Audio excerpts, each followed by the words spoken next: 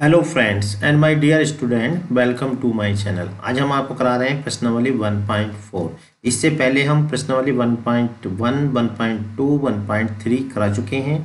अगर आपको ये बहुत अच्छे से करनी है तो पहले 1.1, 1.2, 1.3 करने का मैं आपको रिकमेंड करूँगा। यहाँ पर मैं अगली एक्सरसाइज कराने से पहले, जैसा कि आपको मालूम है, मैं पहले पहली एक्सरसाइज की जो मुख्य डेफिनेशन है उनको बताता हूँ, जिससे ये एक्सरसाइज आपको बहुत अच्छे से समझ में आ जाए। जिन्होंने 1.1, 1.2, 1.3 कर ली है वो डायरेक्ट इस एक्सरसाइज को कर सकते हैं और बड़े आराम से समझ में आ जाएगी। फिर भी मैं आपकी सुविधा के लिए थोड़ा सा पीछे का बताऊँगा और उसके बाद इस एक्सरसाइज को स्टार्ट करता हूँ। तो इस क्रम में सबसे पहले देखिए समुच्चय किसे कहते हैं। तो वस्तुओं के सुपरिभाषित संग्रह को हम समुच्चय कहते हैं, यानी कि ऐसे संग्रह को जो वस्तुएं सुपरिभाषित हों उन्हें हम संग्रह कहते हैं। ठीक है, जैसे नीचे एग्जाम्पल यहाँ पे दिए हुए हैं। देखिए इसमें समुच्चय को निरूपित करने की दो विधियां होती हैं। सबसे पहली जो विधि है वो रोस्टर, इसको इंग्लिश में बोलते हैं रोस्टरी, सारणी यानी कि टेबुलर, और सूची विधि यानी लिस्टिंग मेथड। तो इसमें क्या होता है, जो अवयव होते हैं उनके बीच में कोमा लगाया जाता है और इन सभी अवयवों को मझला ब्रैकेट यानी कर्ली ब्रैकेट के अंदर लिखते हैं और इस पूरे सिस्टम को हम कैपिटल अक्षर से डिनोट करते हैं। गुण विधि में क्या होता है, ये तो बिल्कुल सेम ऐसे ही रहता है। और सबसे पहले यहाँ मझला ब्रैकेट तो रहेगा और यहाँ पे एक्स और यहाँ पे लगाते हैं, ये सब बोलते हैं कोलन या सच डैट। ठीक है, फिर इसका यहाँ पे गुण लिख देते हैं। तो जहाँ एक्स क्या पड़ता है, 5 प्राकृतिक संख्या है, तो यहाँ पे अगर गुण विधि में लिखना है तो इस तरह लिखेंगे। इसे समुच्चय निर्माण विधि भी बोलते हैं। या इसी का दूसरा रूप ये होता है X colon X is equal to N, जहाँ एन क्या है, 1 के बराबर या उससे बड़ा लेकिन 5 के बराबर या उससे छोटा। तो ये दो तरीके होते हैं समुच्चय निरूपित करने की विधि, पहली रोस्टर विधि और दूसरी गुण विधि। उसके बाद हमने बताया था रिक्त समुच्चय। ठीक है, तो ऐसा समुच्चय जिसमें एक भी अवयव ना हो अर्थात खाली हो उसे हम रिक्त समुच्चय कहते हैं। ठीक है, या शून्य समुच्चय कहलाता है। रिक्त समुच्चय को जो है हम फाई से डिनोट करते हैं या मझला ब्रैकेट से। खाली मझला ब्रैकेट लगाया तो इसका मतलब समझ लीजिए रिक्त समुच्चय, या केवल फाई लगा हुआ तो क्या कहेंगे, उसे हम रिक्त समुच्चय कहते हैं। कि वह हमने ये भी बताया था परिमित समुच्चय। अब देखिए परिमित समुच्चय किसे कहते हैं और अपरिमित समुच्चय किसे कहते हैं। परिमित का फाइनाइट सेट और अपरिमित को इनफाइनाइट सेट। तो ऐसे समुच्चय जिसमें अवयव की संख्या गिनी जा सके तो उन समुच्चय को हम परिमित समुच्चय कहते हैं। जैसे कि जो पहला समुच्चय आपको दिख रहा है इसमें आप एलिमेंट बड़े आराम से गिन सकते हो, तो ये जो कहलाएगा परिमित समुच्चय कहलाएगा। अपरिमित समुच्चय ऐसा समुच्चय जिसमें हम अवयव की संख्या गिनती ना कर सके, काउंट ना कर सके, उन्हें हम अपरिमित समुच्चय कहते हैं। और अपरिमित समुच्चय को हम इस तरह लिखते हैं, जैसे मान लीजिए हमें प्राकृतिक संख्याओं के समुच्चय को लिखना है। ठीक है, तो हम क्या करेंगे, 1 लिखेंगे, 2 लिखेंगे, 3 लिखेंगे, 4 लिखेंगे। उसके बाद अगर ये अपरिमित है तो 3 डॉट लगा देते हैं यहाँ से। ठीक है, तो 3 डॉट का मतलब ये है कि इसी तरह से आगे ये इतने नंबर हैं जिनकी हम काउंटिंग नहीं कर सकते। तो जिसमें अवयव को गिन सकते हैं उन्हें परिमित समुच्चय, और जिसमें अवयव की काउंटिंग हम नहीं कर सकते वो अपरिमित समुच्चय। अब देखिए एक डेफिनेशन ये भी है कि एक समुच्चय जो रिक्त है अथवा उसमें अवयव की संख्या निश्चित है परिमित समुच्चय कहलाता है। यानी रिक्त समुच्चय को भी हम परिमित समुच्चय कहते हैं, और जो परिमित समुच्चय नहीं होता है वो अपरिमित समुच्चय कहलाता है। इसके बाद देखिए समान समुच्चय भी हमने पहले बताया था, तो एक बार फिर बता दें। ऐसे दो समुच्चय जिसमें अवयव की संख्या समान हो, अर्थात ए के सारे अवयव किस में हो, बी में हो, और बी के सारे अवयव ए में हो। ए के सारे अवयव बी में और बी के सारे अवयव किस में हो, ए में हो, तो इन दो समुच्चयों को हम समान समुच्चय कहते हैं। ठीक है, ए के सारे अवयव बी में हो और बी के सारे अवयव ए में हो तो उसे हम समान समुच्चय कहते हैं। जैसा देखिए यहाँ पे दिखाया हुआ है, इसमें देखिए अवयव 1, 2, 3, 4, ऑर्डर चेंज हो सकता है, 1, 2, 3, 4 सभी एलिमेंट सेम है, तो ये दोनों कैसे हो गए, समान समुच्चय हो गए। अब देखिए एक है सबसेट किसे कहते हैं। ए कोई हमारे पास सेट है, बी कोई दूसरा सेट है। अगर ए के सारे एलिमेंट बी में हो, ठीक है, तो उसे हम कहते हैं A is a subset of B. A एक हमारे पास सेट है, बी एक दूसरा सेट है। अगर ए के सारे अवयव बी में उपस्थित हों तो हम कहेंगे A is a subset of B, यानी ए जो है वो बी का उपसमुच्चय है। अब अगर बी में कम से कम एक एलिमेंट ऐसा हो जो ए में ना हो तो हम इस स्थिति में ए को बोलते हैं उचित उपसमुच्चय। ए को क्या बोलेंगे, उचित उपसमुच्चय, और बी को बोलेंगे अधि उपसमुच्चय, यानी ए को प्रॉपर सेट और बी को सुपर सेट। दोबारा फिर ध्यान देंगे, ए के अवयव सारे अगर बी में हैं तो हम कहेंगे A is a subset of B, और बी में कम से कम एक एलिमेंट ऐसा है जो ए में नहीं है, तो हम ए को कहते हैं प्रॉपर सेट और बी को कहते हैं सुपर सेट। इसको हम देखिए संकेत रूप में ऐसे लिखते हैं, अगर A is a subset of B है तो ए जो है अगर ए का एलिमेंट है तो वो ए जो होगा वो बी का एलिमेंट भी होगा। अगर कोई ए में नहीं है तो वो बी में भी नहीं होगा। जैसे मान लीजिए हम कहें कि A does not belong to A, तो दिस इम्प्लाइज दैट जो ए होगा वो does not belongs to B होगा। ठीक है, अगर ए के अंदर नहीं है तो बी में भी नहीं होगा, अगर ए के अंदर है तो बी के भी अंदर होगा। ठीक है, और जब ये नहीं ऐसा नहीं है तो हम लिखते हैं इसको A not subset B. A B का सबसेट नहीं है, कब नहीं होगा? अगर ए के अंदर नहीं है और वो बी के अंदर भी नहीं है। या यूँ भी कह सकते हैं हम, देखिए ए जो है ए के अंदर तो है लेकिन ए जो है वो बी के अंदर नहीं है, तो हम कहेंगे कि ए नोट सबसेट बी, यानी कोई एलिमेंट ए में तो है लेकिन बी में मौजूद नहीं है, तो हम उसे कहेंगे ए नोट सबसेट बी। देखिए इससे पहले हमने आपको बताया था अंतराल, यानी कि अगर ऐसा हो कि x जो है वो a से बड़ा हो और b से छोटा हो तो हम उसे ओपन इंटरवल में लिखते हैं, यानी कि उसे छोटे ब्रैकेट में लिखते हैं और उसे लिखने का तरीका ये है। ठीक है, और उसको पढ़ते कैसे हैं? सभी x का समुच्चय जहाँ x जो है वो a से बड़ा लेकिन b से छोटा है। अगर ये दोनों साइड में देखिए यहाँ पे इक्वल है, यानी कि x जो है वो a से बड़ा या बराबर, x जो है b के बराबर या उससे छोटा है, तो हम इसे क्लोज इंटरवल बोलते हैं, यानी कि बंद अंतराल। ठीक है, अगर इसमें इक्वल लगा है तो ओपन इंटरवल यानी खुला अंतराल, अगर इसमें बराबर का चिन्ह लगा है तो इसे क्लोज इंटरवल। और लिखने का तरीका देखिए ये है। ठीक है, पढ़ेंगे कैसे? उन सभी एक्स का समुच्चय जहाँ एक्स जो है ए के बराबर या उससे बड़ा है लेकिन बी के बराबर या उससे छोटा है। अब देखिए जिधर यहाँ पे बराबर लगा हुआ है उधर से तो इसको बंद करना है और जिधर बराबर नहीं है उधर से ओपन करना है, तो इसे बोलते हैं अर्ध खुला अंतराल। ठीक है, क्या बोलेंगे इसको? अर्ध खुला अंतराल, यानी हाफ ओपन या हाफ क्लोज्ड। लिखने का तरीका ये है। इसी प्रकार से देखिए इस वाले में जो एक ही तरफ से क्लोज है तो इसे भी हम हाफ ओपन या हाफ क्लोज बोलेंगे, यानी कि अर्ध खुला अंतराल। इसके बाद हमने बताया था किसी समुच्चय में उपसमुच्चयों को लिखना एवं संख्या ज्ञात करनी। देखिए किसी भी समुच्चय में अगर उपसमुच्चय लिखने हो तो उपसमुच्चयों की संख्या होती है 2 की पावर n, जहाँ n होता है अवयवों की संख्या। देखिए यहाँ पर 2 अवयव हैं तो इसमें उपसमुच्चयों की संख्या 2 की पावर n यानी 2 की पावर 2 4 हो जाएगी। और लिखने का तरीका ये होता है, इस तरह से हम लिखते हैं किसी भी समुच्चय के उपसमुच्चय को। किसी भी समुच्चय के उपसमुच्चय में एक तो वो स्वयं जरूर होगा और उसके अंदर फाई, दो जरूर होते हैं, एक तो वो स्वयं और एक ये फाई। तो ये तो आप आंख बंद करके लिख दें, बाकी जितने पॉसिबल हैं वो लिख दें। ठीक है, ऐसे ही एक के उपसमुच्चय की संख्या कितनी हो जाएगी? यहाँ पर देखिए 4, 2 का स्क्वायर भी लिख सकते हैं। अगर किसी में 3 एलिमेंट हैं तो उसके उपसमुच्चय ये होंगे, एक तो स्वयं होगा और एक 1 2 3, बाकी इस तरह से हो सकते हैं। यानी कि इसमें कुल मिला के जो है 8 हो जाएंगे। कितने? 8। इसे लिख सकते हैं 2 की पावर 3। तो इससे ये पता चलता है कि किसी भी समुच्चय में उपसमुच्चयों की जो संख्या होती है वो 2 की पावर n होती है, जहाँ n जो है अवयवों की संख्या है। n के स्थान पर 1 रख देंगे तो इसका मतलब उसमें 2 उपसमुच्चय हो जाएंगे। n के स्थान पे 3 रखेंगे तो उसके अंदर 8 उपसमुच्चय हो जाएंगे। और n के स्थान पे अगर 4 रखेंगे यानी 4 एलिमेंट हैं तो उसके उपसमुच्चयों की संख्या 16 हो जाएगी। ठीक है, अब देखते हैं नेक्स्ट है घात समुच्चय। देखिए क्या है, हमने पहले ही बताया था, एक बार फिर बता देते हैं। घात समुच्चय क्या होता है? किसी भी समुच्चय के उपसमुच्चयों का समुच्चय घात समुच्चय कहलाता है। किसी भी समुच्चय के उपसमुच्चयों का समुच्चय घात समुच्चय कहलाता है। जैसे देखिए मैं यहाँ पर समझा दें, ये समुच्चय है और इसके ये उपसमुच्चय हैं इतने, और इस पर भी देखिए हमने क्या करा, बाहर की साइड में ये ब्रैकेट लगा दिया, ये लगा दिया मतलब ब्रैकेट। तो किसी समुच्चय के उपसमुच्चयों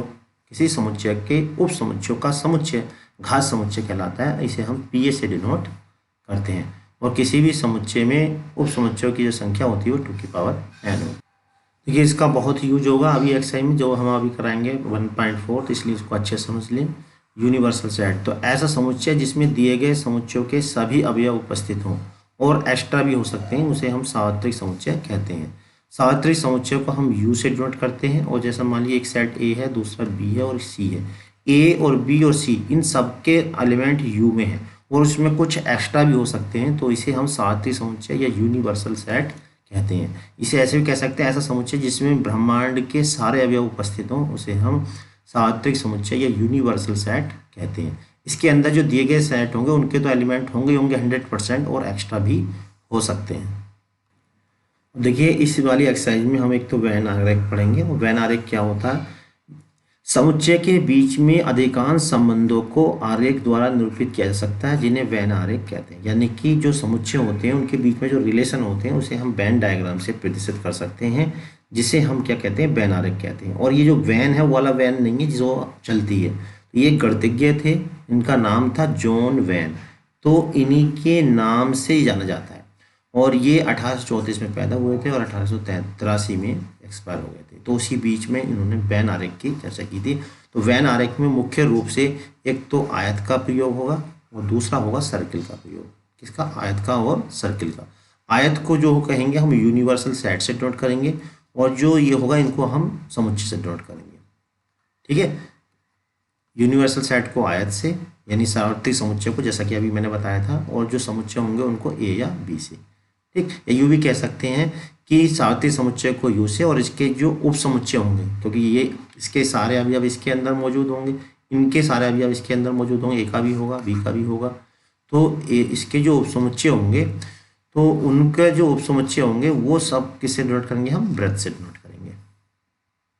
अब देखिए वेन आरेख में हम एलिमेंट कैसे लिखते हैं। जैसे मान लीजिए हमारे पास एक यूनिवर्सल सेट ये है यू, जिसके अंदर एलिमेंट जो है वो 1 से लेके 10 तक है। ठीक है, और एक हमारे पास जो सेट है वो ये है। ठीक, तो हमने अभी ये जैसा कि आपको बताया था कि जो यूनिवर्सल सेट होगा उसके यू के आयत के द्वारा डिनोट करेंगे। तो देखिए बड़ा जो आयत बना हुआ है ये यूनिवर्सल सेट है, अंदर जो सर्किल बना हुआ है ये क्या है? इसका सबसेट है। ठीक है, तो अब यहाँ पे सबसे पहले इसमें देख लीजिए जो आयत सबसे कम वाला कौन सा है, तो जो कम वाले में एलिमेंट लिख दीजिए। कम वाले में क्या एलिमेंट है? देखिए 2 है, 4 है, 6 है, 8 है और 10 है। तो देखिए 2, 4, 6, 8, 10। देखिए इसका कोई नियम नहीं है, आप कहीं भी ले सकते हो, इसके अंदर कहीं भी लिख सकते हैं। अब क्या है, जो बचे हुए एलिमेंट है वो बाहर लिख दीजिए। अब इसमें क्या देखिए एक एक इसमें आ गया, दिया हमने यहाँ पे एक लिख दिया। तो 2 से लेके 2, 6, 8, 10 तो हमने सर्किल के अंदर रख दिए। बाकी जो बचे हुए हैं वो बाहर रहेंगे। क्या बचा हुआ? एक तो 2 आ गया, देखिए 3 भी आ गया, 4 तीन तीन ही आ गया, देखिए 4 इसके अंदर आ गया, 5 बाहर आ जाएगा, उसके बाद 6 अंदर आ गया, 7 बाहर आ जाएगा, 8 अंदर आ गया, 9 बाहर आ जाएगा। तो ये पूरा जो है हम इस तरह से दिखाते हैं। और अगर एक की जगह अगर 2 समुच्चय हैं, ठीक है, यूनिवर्सल सेट 2 समुच्चय हैं, तो उसमें जो सबसे कम वाला है पहले उसे फिल करेंगे। तो देखिए सबसे कम वाला यहाँ पर लिखा V is a subset of A, यानी कि बी सबसे बड़ा और ए सबसे छोटा है। ठीक है, तो यहाँ सॉरी ए सबसे बड़ा है और बी सबसे छोटा है, क्योंकि ए के बी के सारे अवयव ए के अंदर है, तो इसका मतलब ए जो है बड़ा हो गया। ठीक है, तो अब यहाँ पर देखिए बी में कितने एलिमेंट है? 4 है, 6, और ए में कितने हैं? 2, 4, 6, 8, 10, और जो यू में एलिमेंट है वो 10 तक है। तो इसमें सबसे छोटे वाले को देखिए पहले। तो सबसे छोटा वाला जो है, चूंकि बी जे सबसेट ऑफ ए है, यानी कि बी जो होगा वो ए के अंदर होगा। तो सबसे पहले अंदर वाला ये वाला देखिए, जिसपे मैंने ये कर दिया, तो इसके एलिमेंट हम फिल कर लेंगे। तो इसके अंदर एलिमेंट कितने हैं? 4 और 6। ठीक है, उसके बाद हम ए को देखेंगे। ए में 4 और 6 को छोड़ के बाकी हम लिख देंगे। तो ए में देखिए क्या, 4 और 6 को हमने छोड़ दिया। 4 और 6 को छोड़ने के बाद क्या बचा? 2, 8 और 10। देखिए हमने ये लिख दिया 2, 8 और 10। किस में लिख दिए? ये बाकी जो बी इसके बाद। उसके बाद हम देखेंगे यूनिवर्सल सेट को। जो यूनिवर्सल सेट है, इस जो एलिमेंट बचे हैं अब वो यूनिवर्सल सेट में जाएंगे। तो देखिए एक अंदर नहीं आया तो एक लिख दिया, देखिए यहाँ पे। ठीक है, दूसरा देखिए 2 भी आ चुका है, 3 अंदर नहीं आया तो इसको देखिए हमने बाहर लिख दिया। फिर 4 भी आ गया है, 5 नहीं आया तो इसको बाहर लिख दिया। 6 अंदर नहीं है, 6 आ गया अंदर, 6, 7 भी नहीं आया तो बाहर लिख दिया। फिर 8 भी आ चुका अंदर, 9 नहीं आया तो 9 को लिख दिया। ठीक है, 10 भी अंदर आ चुका है। तो ये है इसकी परिपाटी एलिमेंट को लिखने की। अब इसके बाद देखिए समुच्चयों पर संक्रियाएं। जैसे कि सिंपल रूप में आपने देखा होगा, जब हम 2 संख्याओं के बीच में कोई संख्या लगाते हैं, यानी कि 2 की संख्याओं के बीच में प्लस करते हैं या मल्टीप्लाई करते हैं या माइनस करते हैं या डिवाइड करते हैं, तो एक नई संख्या प्राप्त होती है। बिल्कुल इसी प्रकार से अगर हम 2 समुच्चयों के बीच में कोई संक्रिया करें, यानी कोई नियम लगाएं, तो जो एक नया समुच्चय प्राप्त होता है। जैसे सिंपल तरीके में 2 नंबर के बीच में अगर हम कोई ऑपरेशन लगाएं, कोई संक्रिया लगाएं, यानी प्लस माइनस गुणा भाग करें, तो एक नया नंबर प्राप्त होता है। बिल्कुल इसी प्रकार से अगर हम 2 समुच्चयों के बीच में कोई क्रिया लगाएं, ठीक है, वो क्या क्रिया लगाएंगे वो हम अभी बताएंगे आपको, लगाएं तो एक नया समुच्चय प्राप्त होता है। अब देखिए इसी में है समुच्चयों का सम्मिलन, इसे बोलते हैं यूनियन। तो यूनियन क्या होता है जरा इसको समझेंगे, बहुत ही आसान है। यूनियन क्या, अगर हमारे पास एक समुच्चय ए है, दूसरा समुच्चय बी है, ठीक है, तो एक ऐसा समुच्चय जिसमें ए और बी के सारे एलिमेंट उपस्थित हो लेकिन कोई रिपीट ना हो, उसे ए और बी का यूनियन कहते हैं और इसको पढ़ते हैं ए संग बी। क्या पढ़ेंगे इसको, ए संग बी या ए सम्मिलन बी। ठीक है, एक समुच्चय ए है, दूसरा समुच्चय बी है, तब एक ऐसा समुच्चय जिसमें ए और बी के सारे अवयव आ जाएं, उसे हम ए और बी का सम्मिलन या ए यूनियन बी बोलते हैं। जैसे देखिए यहाँ पे एक एलिमेंट ए है, दूसरा सेट बी है, तब ए यूनियन बी याद करना, तो ए यूनियन बी में क्या सारे एलिमेंट आ जाएंगे लेकिन कोई रिपीट ना होगा। देखिए यहाँ पे ए का देखिए सारे एलिमेंट है 2 4 6 8 इसके अंदर आ गए हैं, बी के भी देखिए सारे एलिमेंट आ गए 6 8 10 12, 6 8 10 12। तो ऐसा समुच्चय जिसमें दिए गए समुच्चयों के सारे अवयव आ जाएं लेकिन कोई रिपीट ना हो, उसे ए और बी का सम्मिलन या ए और बी का यूनियन कहते हैं। ठीक है, यूनियन में क्या है, अगर कोई रिपीट हो रहा है तो उसे एक ही बार लिखेंगे, इस बात का ध्यान रखें, कोई किसी भी समुच्चय में एलिमेंट जो है रिपीट नहीं होते हैं। इसके बाद देखिए इसको वेन डायग्राम से कैसे लिखते हैं। अगर हमें इसी को वेन डायग्राम से, यूनियन को वेन डायग्राम से बनाना हो तो इस तरह बनाएंगे, क्योंकि पहले तो ये ए बनाएंगे, ठीक है, और उसके बाद ये बी लगाएंगे। अब यूनियन क्या होता है, ए और बी के सारे एलिमेंट आ जाएंगे लेकिन कोई रिपीट नहीं होगा, इसलिए इसमें पूरे में जो है रेखांकित हो जाता है। ये पूरा भाग को हम जो है यूनियन में ए और बी जो है पूरे भाग में कलरफुल हो जाता है। ठीक है, ये इस तरह से इसका बनते हैं। जैसे इसको लिखते कैसे हैं, देखिए संकेत रूप में लिखने का तरीका ये है, पढ़ेंगे कैसे ये भी बता देता हूँ। पढ़ने का तरीका है, ए और बी का यूनियन उन सभी एक्स का समुच्चय, मेरे साथ बोले, ए और बी का जो यूनियन होगा उन सभी एक्स का समुच्चय जहाँ एक्स ए में है, या देखिए यहाँ पे या वर्ड बोला जाता है, या बी में है, यानी एक्स जो या तो ए में होगा या बी में होगा, लेकिन दोनों में से किसी में अवश्य होगा, इसलिए पूरे को ही रेखांकित करते हैं। तो यूनियन का मतलब सारे एलिमेंट आ जाएंगे लेकिन कोई रिपीट नहीं होगा, तो इसे जो है पूरे ही रेखांकित इसमें कर देते हैं। और लिखने का तरीका ये है, कैसे पढ़ेंगे, एक्स सभी एक्स का समुच्चय जहाँ एक्स या ए में है या बी में है। अब देखिए इसकी कुछ प्रॉपर्टी है, ये बहुत ही इंपॉर्टेंट है और एग्जाम में पूछ ली जाती हैं। क्या है, ए यूनियन बी, अगर हम उसका यूनियन निकालें दो सेट का और उनका ऑर्डर चेंज कर दें तो सेम रहता है, इसे हम क्रम विनिमय नियम भी बोलते हैं। दूसरा है, अगर हम 3 सेट का यूनियन निकालें आपस में, अगर उनका ऑर्डर चेंज कर दें तब भी वो सेम रहता है, ऑर्डर चेंज करने से यूनियन में कोई अंतर नहीं पड़ता, इसे हम सहचार्य नियम भी कहते हैं। इसके बाद है, अगर हम देखिए एक यू लें और साथ में क्या ले लें, फाइव रिक्त ले लें, तो वो एक इक्वल होता है, तो इसमें वैसे नॉर्मली है, इसे हम तत्समक नियम या संक्रिया यू का तत्समक अवयव है। अब देखिए अगर किसी समुच्चय का हम उसी के साथ यूनियन करें तो वो हमेशा ए के बराबर होता है, ये सब बोलते हैं हम सर्वसम नियम। और अगर हम किसी यूनिवर्सल सेट से ए निकालें तो आप देखिए इसमें यूनियन में सारे एलिमेंट आ जाएंगे, तो इसमें जो बड़ा होगा वो लिख देंगे, और हम जानते हैं यूनिवर्सल सेट जो होता है वो बड़ा होता है, यू का मतलब यूनिवर्सल सेट। ठीक है, अब इसी में देखिए नेक्स्ट देखते हैं समुच्चयों का समनिष्ठ यानी कि उभयनिष्ठ इंटरसेक्शन। अब ये क्या होता है, जरा इसको समझ लें। देखिए एक समुच्चय हमारे पास ए है और एक समुच्चय बी है, तब एक ऐसा समुच्चय जिसमें ए और बी के उभयनिष्ठ अवयव हो उसे ए और बी का इंटरसेक्शन या ए और बी का समनिष्ठ कहते हैं। और इसको हम देखिए इस तरह से डिनोट करते हैं, यू को पलट देते हैं ऐसे आगे, इससे डिनोट करते हैं। डेफिनेशन एक बार फिर सुने और मेरे साथ बोलें, एक समुच्चय ए है, दूसरा समुच्चय बी है, तब ऐसा समुच्चय जिसमें ए और बी के उभयनिष्ठ अवयव हो यानी ए और बी के कॉमन एलिमेंट हो उसे हम ए और बी का सम्मिलन या इंटरसेक्शन कहते हैं। और पढ़ते कैसे हैं इसको देखिए, ए और बी का इंटरसेक्शन उन सभी एक्स का समुच्चय जहाँ एक्स ए में भी है और बी में भी, वहाँ क्या आता है, यहाँ पे या वर्ड आया था यूनियन में और इसमें क्या आया है, और इस बात का विशेष ध्यान रखें। तो इंटरसेक्शन क्या होता है, एक्स कोलन एक्स, कैसे पढ़ेंगे, उन सभी एक्स का समुच्चय जहाँ एक्स ए में है और बी में, और यूनियन को हमने क्या पढ़ा था, उन सभी एक्स का समुच्चय जहाँ एक्स ए में है या बी में। ठीक है, अब यहाँ पर देखिए एग्जाम्पल दे रखा है, ए ये है बी ये है, अब इनका इंटरसेक्शन, तो इंटरसेक्शन क्या होगा, जो दोनों में कॉमन है, तो कॉमन देख लीजिए कौन कौन, एक तो 2 कॉमन है, 2 नहीं है सॉरी 2 नहीं है, एक तो है, मैं इसे ऐसे कर देता हूँ, एक तो है यहाँ पे 6 कॉमन है, ये देखिए 6 आ गया, उसके बाद एक 8 कॉमन, तो दोनों में जो कॉमन है वो क्या है, 6 और 8, तो इसका जो इंटरसेक्शन हो जाएगा वो क्या हो जाएगा, 6, ठीक है। तो ऐसे समुच्चय जो दिए गए समुच्चयों में उभयनिष्ठ हो उसे हम 2 समुच्चयों का इंटरसेक्शन कहते हैं। इसको वेन डायग्राम से देखिए इस तरह दिखाते हैं, और जो कॉमन भाग होता है बस उसी को ये होता है इंटरसेक्शन। ठीक है, यूनियन में पूरा रेखांकित हो जाता है, इसमें केवल जो बीच वाला पोर्शन है वो इंटरसेक्शन होता है। पढ़ने का तरीका अभी आपको बता ही दिया मैंने कैसे पढ़ते हैं। ठीक है, अब इसके बाद देखिए, अगर एक कुछ प्रॉपर्टी है, अगर दो सेट ऐसे हों जो उसमें कुछ भी एलिमेंट कॉमन ना हो, अर्थात उनका जो इंटरसेक्शन है वो कॉमन है, जैसे कॉमन कुछ भी कॉमन है, जैसे एक हमारे पास 2 4 6 8 दिया हुआ है और दूसरा दे रखा है 1 3 5 7। अब देखिए इसमें कुछ भी कॉमन नहीं है, जब कॉमन नहीं है तो इस तरह से इसकी फ़ोटो बनेगी, यानी कि यू के अंदर ए अलग बन जाएगा और बी बिल्कुल अलग बन जाएगा, क्योंकि इसमें कुछ भी कॉमन नहीं है।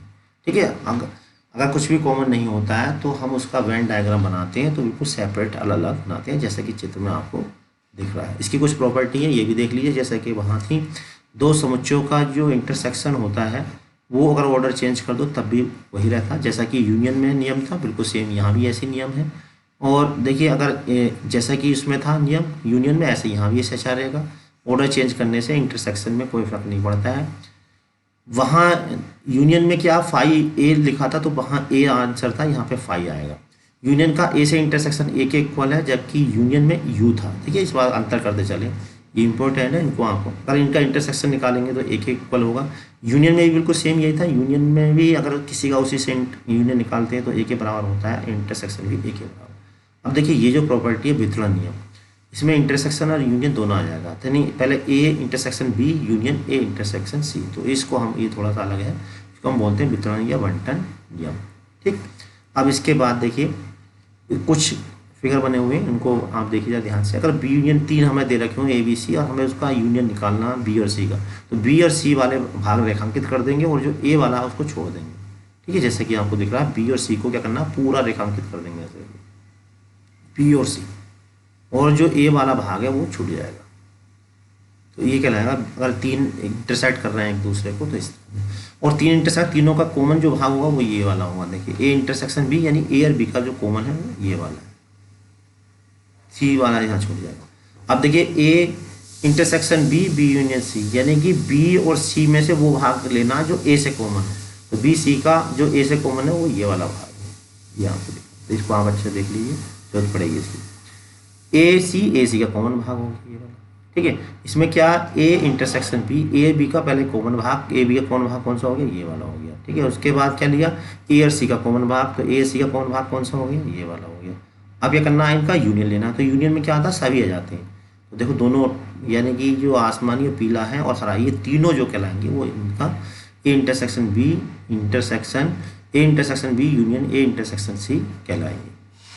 अब देखिए नेक्स्ट, समुच्चयों का अंतर, डिफरेंस क्या होता है ये समझ लीजिए। समुच्चयों का अंतर से मतलब होता है ए माइनस बी। तो क्या डेफिनेशन है, ए के वे एलिमेंट जो बी में उपस्थित ना हो उसे हम ए बी का अंतर कहते हैं। ए के वे एलिमेंट जो बी में उपस्थित ना है उसे हम ए बी का अंतर कहते हैं।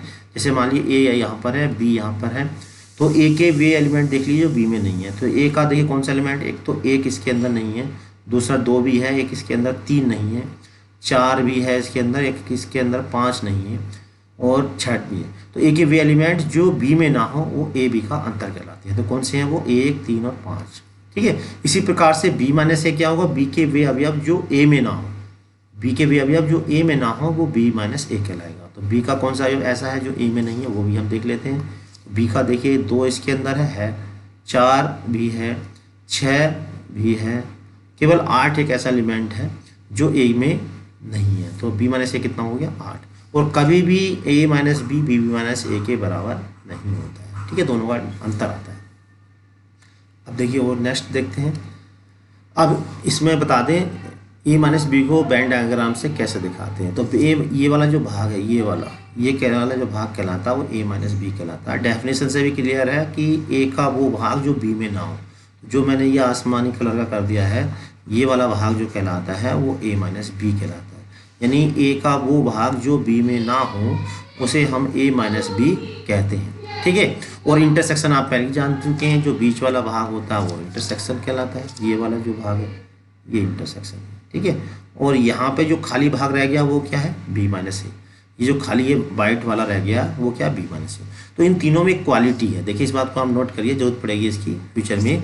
ये कि ए माइनस बी और ए इंटरसेक्शन बी और बी माइनस ए, ये तीनों में कुछ भी कॉमन नहीं होता।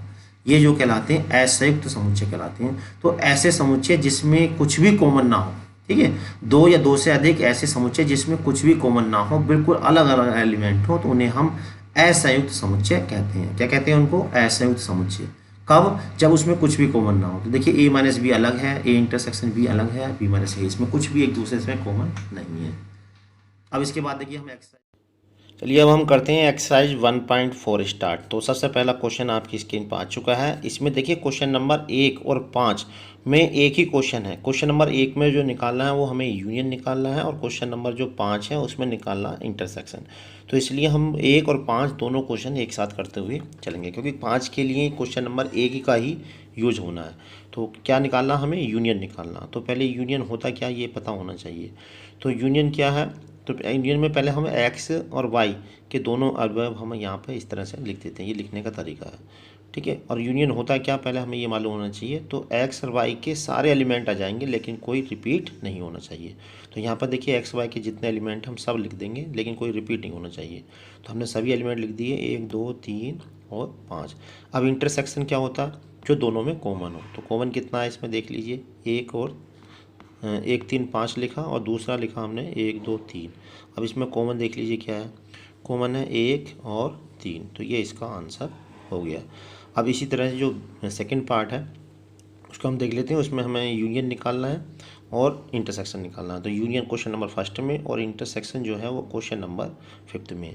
तो ए और बी का जो यूनियन क्या होगा, पहले ए का हम यहाँ सेट लिखेंगे, उसके बाद हम बी का सेट लिखेंगे, और फिर ए और बी के सारे एलिमेंट लिख देंगे, लेकिन कोई रिपीट नहीं होना चाहिए। तो देखिए यहाँ पर हमने लिख दी हैं, और इसमें देखिए पहला एक ए आ जाएगा, और ये ई आ गया, और बी, और यहाँ सी, आई ओ यू। तो सारे एलिमेंट लिख दिए, लेकिन कोई रिपीट नहीं हुआ। अब इसी का हम इंटरसेक्शन भी देखिए निकाल देते हैं। तो इंटरसेक्शन क्या हुआ, जो इस दोनों में कॉमन है। तो पहले लिखा हमने A E I O U intersection A B C. अब इसमें देखिए कॉमन क्या है। तो यहाँ पे जो कॉमन है वो केवल एक ही एलिमेंट है, वो है ए। तो इसका आंसर हो गया ए। चलिए अब हम देख, इसका आंसर ही हो गया। अब हम करते हैं क्वेश्चन नंबर फर्स्ट का थर्ड पार्ट। तो क्वेश्चन नंबर फर्स्ट का थर्ड पार्ट क्या है, पहले इसको देख लेते हैं। एक्स एक प्राकृतिक संख्या, ये गुण विधि में लिखा हुआ है, तो पहले हम इसको रोस्टर विधि में लिख लेते हैं। एक्स एक प्राकृतिक संख्या, लेकिन 3 का गुणज है। तो 3 के गुणज प्राकृतिक संख्या क्या होंगी, 3 6 9, और जब बहुत सारी होती है तो डॉट डॉट लिख देते हैं। इस तरह दूसरी क्या है, 6 से कम एक प्राकृतिक संख्या। तो 6 से कम प्राकृतिक संख्या क्या होगी, 1 2 3 4 5, ठीक है। अब हमें क्या निकालना है, इनका यूनियन निकालना। तो यूनियन क्या होगा, ए और बी में सारे एलिमेंट आ जाएंगे, लेकिन कोई रिपीट नहीं होना चाहिए। तो यहाँ पर देखिए ए और बी के हम सभी एलिमेंट को लिख देते हैं। तो क्या होगा, 1 2 3 4 5 6 ऐसा लिखेंगे, और आगे डॉट डॉट लगा देंगे, ठीक है। क्योंकि पहला क्वेश्चन हमने पूरा करा दिया था, इसलिए अब इसको हम शॉर्ट में कर देते हैं। तो क्या जाएगा, 1 2 3 4 5, और उसके बाद हम जो है इतने लिख के कुछ एलिमेंट लिख देंगे, फिर डॉट डॉट दिखा देंगे, ठीक है। अब इस तरह जो दूसरा वाला क्वेश्चन है, देखिए उसमें क्या लिखा है, एक्स एक प्राकृतिक संख्या है जो 1 से तो बड़ी है, लेकिन 6 के बराबर या उससे छोटी है। तो ये लिख देते हैं, यानी पहली प्राकृतिक संख्या हो जाएगी 2, क्योंकि 1 से बड़ी लेनी है, फिर 3 4 5 और 6 तक। इस तरह बी जो है वो 6 से बड़ी है, लेकिन 10 से छोटी है, तो क्या हो जाएंगी, 7 8 और 9, ठीक है। अब इनका भी यूनियन हम निकाल देते हैं। तो ए यूनियन बी। तो ए यूनियन बी क्या हुआ, ए और बी के सभी एलिमेंट आ जाएंगे, लेकिन कोई रिपीट नहीं होना चाहिए, ठीक है। तो ए में एलिमेंट है क्या, 2 3 4 5 6, और जो बी में एलिमेंट है वो है 7 8 9। तो अब क्या है, देखिए सभी हमने यहाँ पे लिख दिए, लेकिन कोई रिपीट नहीं किया है, ठीक है। 2 3 4 5 6 7 8 9। अब इनका हम इंटरसेक्शन भी निकाल देते हैं, क्योंकि इंटरसेक्शन क्वेश्चन नंबर 5 में इंटरसेक्शन भी हमसे पूछा है, ठीक है। तो पहले हम देखिए जो फिफ्थ पार्ट है उसका यूनियन निकाल देते हैं। तो इसका यूनियन तो हम बड़ी आसानी से निकल ही जाएगा। ये यूनियन बी बराबर कितना हो जाएगा, 1 2 3। अब यहाँ पे करते हैं हम क्वेश्चन नंबर इंटरसेक्शन निकालते हैं पहले इसका। तो इंटरसेक्शन क्या होगा, देख लीजिए इन दोनों में कॉमन क्या है। तो कॉमन हम देख पा रहे हैं, एक तो देखिए यहाँ पे 3 कॉमन है, और उसके बाद फिर 6 कॉमन आएगा, ठीक है। 3 आएगा, और यहाँ 6 इसके अंदर है नहीं, तो 3 ही इसका आंसर हो जाएगा। अब इन दोनों में कॉमन देख लीजिए क्या है। तो दोनों में कॉमन क्या है, कुछ नहीं है, तो इसका आंसर हो गया 5, ठीक है। अब जो फिफ्थ पार्ट है इसका इंटरसेक्शन देखिए, इसमें इंटरसेक्शन निकालेंगे तो इसमें कुछ भी कॉमन नहीं है, तो इसका जो आंसर है वो हो जाएगा 5। अब देखते हैं क्वेश्चन नंबर 2। मान लीजिए ए इतना दे रखा, बी इतना दे रखा है, तो ए इज ए सबसेट तो यहाँ पर देखिए चूँकि ए का प्रत्येक एलिमेंट बी में उपस्थित है, अतः A is a subset of B. तो इसी बात को हम लिख देते हैं, समुच्चय ए का प्रत्येक अवयव समुच्चय बी में उपस्थित है, ठीक है, अतः A is a subset of B स्थित है, इसलिए A is a subset of B. बाद में हमें इनका यूनियन भी निकालना, तो यूनियन निकालने के लिए क्या करेंगे, ए और बी के सभी एलिमेंट लिख देंगे, लेकिन किसी एलिमेंट को रिपीट नहीं करेंगे। तो ए के स्थान पे है ए कॉम ये लिख दिया, तो ए बी सी अभी पहले भी किया था हमने, इसलिए डायरेक्ट कर दिया। तीसरा क्वेश्चन है, ए और बी दो ऐसे समुच्चय हैं कि A is a subset of B. तो A is a subset of B, इसका मतलब बी में एलिमेंट ज़्यादा हैं और ए में कम है। तो ए यूनियन बी किसके बराबर हो जाएगा, जो एलिमेंट जिसमें ज़्यादा होंगे। तो बी ज़्यादा है तो यहाँ पे बी के इक्वल हो जाएगा, ये इसका आंसर हो गया। क्वेश्चन नंबर 4, ए दे रखा, बी दिया हुआ है, सी है, डी है, ठीक है।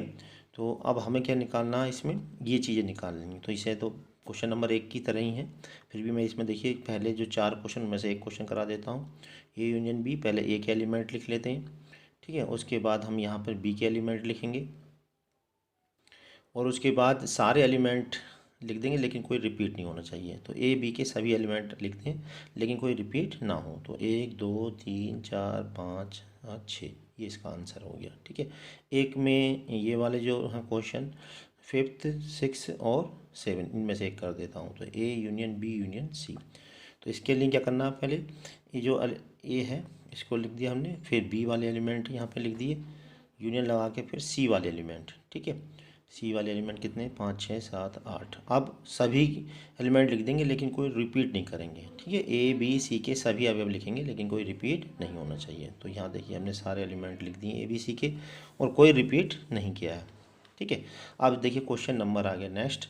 अब ये जो क्वेश्चन है ये भी देखिए पहले जो क्वेश्चन से ही मिलता हुआ, क्योंकि इंटरसेक्शन हम पहले ही निकाल चुके हैं। तो ये पहला, दूसरा, ये पाँचवा, चौथा, सातवां, ये एक जैसे हैं। तो पहले इनमें से एक क्वेश्चन मैं कर देता हूँ। ए इंटरसेक्शन बी, पहले ए के सारे एलिमेंट लिख लेंगे, ठीक है। वो इंटरसेक्शन का चिन्ह लगा के फिर बी के सारे एलिमेंट लिख लेंगे, और इसमें देखेंगे कॉमन क्या है, ठीक है। तो यहाँ पर हम देख पा रहे हैं कि जो कॉमन है वो कितना है, एक तो है 7 और दूसरा है 11। 7 और 11, तो 7 इसका आंसर कितना, और 9 भी है। तो आंसर क्या हो गया, 7 9 और 11, ठीक है। और एक और क्वेश्चन हम यहाँ पर कर देते हैं। चलिए मैं अपने ये 3rd और ये 6th 8th ये भी एक जैसे हैं, तो इनमें से हम एक क्वेश्चन में कर देता हूँ। तो यहाँ हम कर रहे हैं question A intersection C intersection D, ठीक है। तो यहाँ पे सबसे पहले वही काम करना है, ए के एलिमेंट लिखने। ए के एलिमेंट कितने हैं वो हमने देख लिए, 3 5 7 9 11। फिर इंटरसेक्शन का चिन्ह लगा के सी के एलिमेंट लिख लेने। सी के एलिमेंट देखिए यहाँ से देख के लिख दिया हमने, 11 13 15, और उसके बाद डी लिख देंगे। अब तीनों में कॉमन देखिए क्या है, तो जो तीनों में कॉमन होगा वही इसका आंसर होगा। तो यहाँ हम देख पा रहे हैं कि तीनों में कुछ भी कॉमन नहीं है शायद, ठीक है। जब तीनों में कुछ भी कॉमन नहीं है तो इसका जो आंसर हो गया वो क्या हो गया, 5। तो 5 इसका सही आंसर हो गया, ठीक है। तो अब इसका चलिए एक पार्ट और मैं करा देता हूँ, जिससे आपको ये समझ में आ जाए। तो 4th 6th पार्ट इसका करा रहे हैं, A intersection B union C. तो इसके लिए पहले हम बी के एलिमेंट लिखेंगे। बी के एलिमेंट कितने हैं, 7 9 11 13। यूनियन का चिन्ह लगाया, सी के एलिमेंट लिख दी, ठीक है। आप अलग से भी निकाल सकते हो बी यूनियन सी, फिर ए से इंटरसेक्शन निकाल सकते हो। तो क्या बी एस सी के सभी एलिमेंट लिख देंगे, लेकिन कोई रिपीट नहीं होना चाहिए। तो 7 9 11 और 13 और 15। अब एक एलिमेंट भी लिख देते हैं। एक एलिमेंट क्या, 3 5 7 9 11, ठीक है। इंटरसेक्शन 7 9 11 13 और 15। अब इन दोनों में देखेंगे कॉमन क्या है। तो कॉमन देखिए यहाँ पे एक तो 7 है, एक 9 है और एक 11 है। तो जो कॉमन है वो हम यहाँ पे लिख देंगे। तो इसका आंसर हो जाएगा 7 9 और 11, ठीक है। अब इसमें एक क्वेश्चन हम आपको और करा देते हैं। तो चलिए इसका एक 9वां क्वेश्चन करा देते हैं। तो पहले हम निकालेंगे यहाँ से ए इंटरसेक्शन बी, यानी ए और बी में कॉमन। तो देख लीजिए ए और बी में कॉमन क्या है। तो ए में एलिमेंट है एक 3 5 7 9 11, ठीक है। और उसके बाद देखिए बी में क्या एलिमेंट है, बी में एलिमेंट है 7 9 11 13। अब इसमें कॉमन एलिमेंट देखिए कितने हैं। तो कॉमन क्या है इसमें, एक तो है 7, दूसरा है 9 और ये 11। तो इसका इंटरसेक्शन हो गया 7, 9, 11। ठीक है सॉरी। अब इसके बाद निकालेंगे हम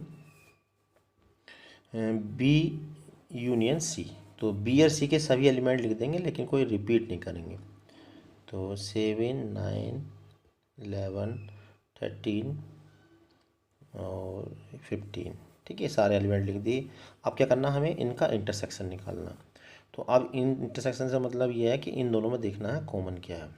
ठीक है, तो ए इंटरसेक्शन बी ऊपर लिखा हुआ और बी यूनियन सी हमने नीचे ग्रीन वाला लिखा हुआ। तो अब इसमें देखिए कॉमन क्या है। तो हम देख रहे हैं कि इन दोनों में जो कॉमन है, एक तो है 9 और वो है, और है 7 भी है, और एक है 11। तो इसका आंसर हो गया 7, 9, 11। ठीक, अब देखते हैं नेक्स्ट क्वेश्चन, जैसे क्वेश्चन नंबर 7। यदि ए एक प्राकृतिक संख्या है, बी एक समप्राकृतिक संख्या है, सी एक विषम प्राकृतिक संख्या है, डी एक अभाज्य संख्या है, तो निम्नलिखित का मान ज्ञात कीजिए। तो इसे निकालने के लिए पहले हम जो ऊपर समुच्चय हैं उनको रोस्टर रूप में लिख लेते हैं। ठीक है, तो रोस्टर रूप में हम देखिए इसको लिखेंगे।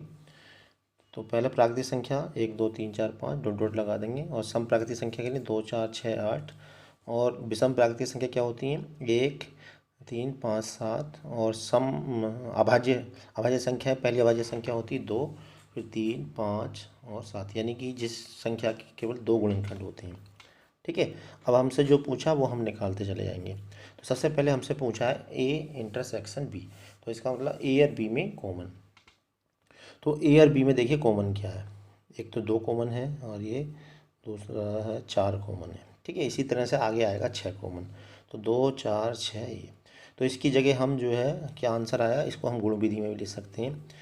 क्या लिख सकते हैं इसको, x एक सम प्राकृतिक संख्या है।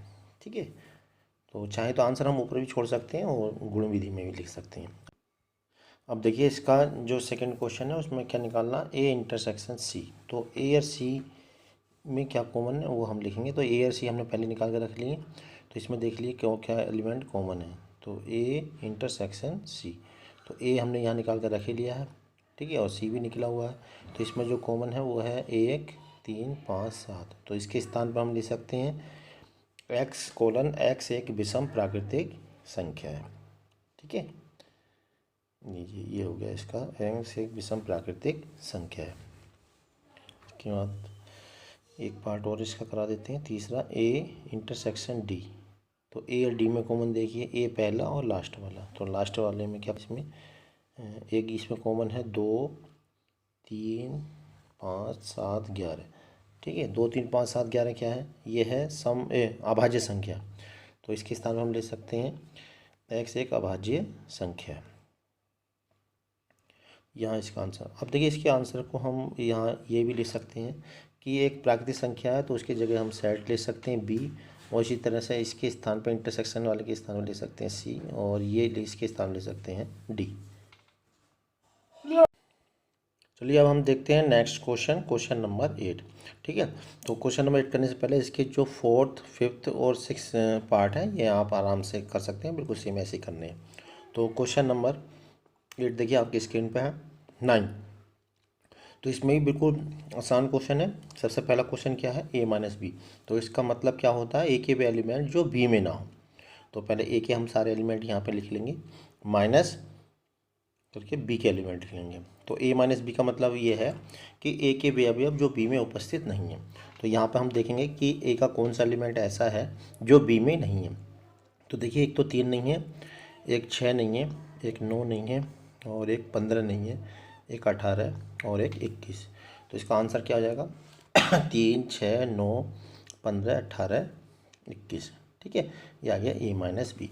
तो इस तरह के कितने क्वेश्चन है देखिए, एक तो पहला और दूसरा, तीसरा, चौथा, पाँचवा और छठा। तो छठा क्वेश्चन और करा देते हैं हम। तो पहले डी के एलिमेंट लिख लेंगे 5, 10, 15, 20, और उसके बाद ए के एलिमेंट 3, 6, 9, 15, 18, 21। अब देखिए डी का कौन सा एलिमेंट ऐसा है जो ए में नहीं है। ठीक है, डी के वे अवयव जो ए में नहीं है वो कहलाएगा डी माइनस ए। तो 15 नहीं है, एक 10 नहीं है, एक 20 नहीं है। तो इसका आंसर हो गया 5, 10 और 20। ठीक है। अब इसके बाद एक क्वेश्चन और करा देता हूँ मैं, 12th डी माइनस सी। तो पहले वही काम करना, डी के एलिमेंट लिख लेने। डी के एलिमेंट हैं 5, 10, 15, 20 माइनस फिर सी के एलिमेंट 2, 4, 6, 8, 10, 12, 14 और 16। अब देखिए डी का कौन सा एलिमेंट ऐसा है जो सी में नहीं है। 5 नहीं है, उसके बाद 15 भी नहीं है और 20 भी नहीं है। तो इसका आंसर क्या हो जाएगा, 5, 15 और 20। तो बचे हुए पार्ट आप इसी प्रकार से इसके कर सकते हैं। इसको आंसर को आप कमेंट बॉक्स में ज़रूर लिखना। अब देखिए ये भी क्वेश्चन बिल्कुल सेम वैसे ही नवा क्वेश्चन, एक्स दे रखा है, वाई दे रखा है, तो एक्स माइनस वाई पूछा है। तो पहले एक्स लिख लिया, माइनस लिख के वाई लिख लिया। अब एक्स की एलिमेंट जो वाई में ना हो, तो कौन सा एलिमेंट नहीं है, एक तो ए नहीं है, एक सी नहीं है। तो आंसर क्या हो जाएगा इसका, ए कोमा सी।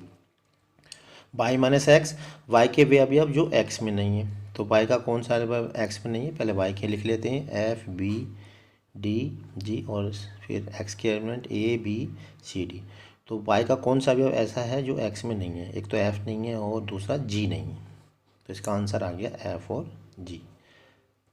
ठीक है। और जो तीसरा उसमें इंटरसेक्शन पूछा है, तो इंटरसेक्शन का मतलब दोनों में कॉमन। तो देख लीजिए दोनों में कॉमन क्या है, पहले दोनों लिख लेंगे, A comma B comma C comma D intersection F B D जी।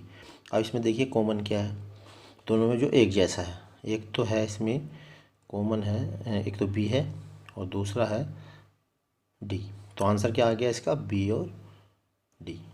चलिए देखते हैं अब हम नेक्स्ट क्वेश्चन, क्वेश्चन नंबर 11। देखिए क्या है इसमें, आर वास्तविक संख्याएं हैं और क्यू परिमेय संख्याओं का समुच्चय है। तो आर माइनस क्यू हमसे पूछा है। ठीक है। तो हम जानते हैं कि वास्तविक संख्याओं में परिमेय, अपरिमेय और पूर्णांक होते हैं। ठीक, यू टी और जेड। और जो पूर्णांक होते हैं वो भी परिमेय संख्या होती हैं। ठीक है। अगर हम रियल नंबर में से परिमेय संख्या को घटा दें तो अपरिमेय संख्या बचेगी, यानी आर माइनस क्यू बराबर हो जाएगा टी। अपरिमेय संख्याओं को हम टी से डिनोट करते हैं।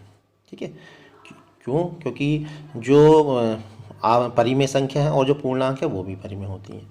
तो इसका आर माइनस क्यू क्या हो जाएगा, अपरिमेय संख्याओं का समुच्चय। ठीक है। अब इसमें देखिए क्या कहा, असंयुक्त समुच्चय। तो वे असंयुक्त समुच्चय किसे कहते हैं, पहले हमें ये मालूम होना चाहिए। वे समुच्चय जिसमें एक भी अवयव उभयनिष्ठ ना हो, कॉमन ना हो, उसे हम असंयुक्त समुच्चय कहते हैं। देखिए पहले में तो 3 कॉमन आ गया, इसका मतलब ये असंयुक्त समुच्चय नहीं है, यानी असत्य है। दूसरा वाले में भी देखिए ए कॉमन आ रहा है। ठीक है। और उसके बाद एक और इसमें भी है, तो ये भी क्या असत्य है। ठीक है। तो उसमें एक कॉमन नहीं होना चाहिए। अब यहाँ पर जो थर्ड पार्ट है इसमें देख रहे हैं हम कुछ भी कॉमन नहीं है, इसका मतलब ये सत्य है। ठीक है। क्योंकि इसमें जो है एक भी एलिमेंट कॉमन नहीं है, इसलिए ये सत्य है। और इसके बाद देखिए जो चौथा पार्ट है ये भी कैसा सत्य है, क्योंकि इसमें भी एक भी एलिमेंट कॉमन नहीं है। इसके बाद हम देखते हैं क्वेश्चन नंबर 8 जो हमने छोड़ दिया था, क्योंकि क्वेश्चन नंबर 8 जो है वो क्वेश्चन नंबर ये लास्ट वाले क्वेश्चन 12वें की तरह था। तो निम्नलिखित समुच्चय युग्मों से कौन सा युग्म असंयुक्त है, हमें ये बताना है कि कौन सा युग्म असंयुक्त है। तो असंयुक्त का मतलब ये है कि उन दो सेट में एक भी एलिमेंट कॉमन नहीं होना चाहिए। तो सबसे पहला हम देख पा रहे हैं कि 1, 2, 3, 4 है और दूसरे में क्या है 4, 5, 6, यानी कि 4 दोनों में कॉमन हो गया। तो इसका मतलब पहला पार्ट का फर्स्ट पार्ट वो असंयुक्त नहीं है। इसी तरह दूसरे वाले में क्या है ए ई आई ओ यू है और दूसरा है सी डी ई एफ। यहाँ भी देखिए ई जो है दोनों में कॉमन है, तो इसका मतलब ये भी जो है असंयुक्त समुच्चय नहीं है। अब यहीं पे हम जो है तीसरा पार्ट देखते हैं, एक्स एक सम पूर्णांक है और एक्स एक विषम पूर्णांक है। देखिए सम और विषम में कुछ भी कॉमन नहीं होता है। तो यहाँ जो थर्ड पार्ट है वो कैसा है असंयुक्त समुच्चय, क्योंकि असंयुक्त समुच्चय में कोई भी एलिमेंट कॉमन नहीं होना चाहिए। और यहाँ जो तीसरा पार्ट है उसमें एक भी एलिमेंट कॉमन नहीं है, अतः तीसरा पार्ट जो है वो असंयुक्त समुच्चय है। जबकि पहले और दूसरे कैसे हैं, वो असंयुक्त समुच्चय नहीं है, क्योंकि दोनों में कम से कम एक एलिमेंट उभयनिष्ठ है, यानी कॉमन है। अगली वीडियो तक के लिए आप हमारे चैनल पर बने रहें। तब तक के लिए जय हिंद, जय भारत।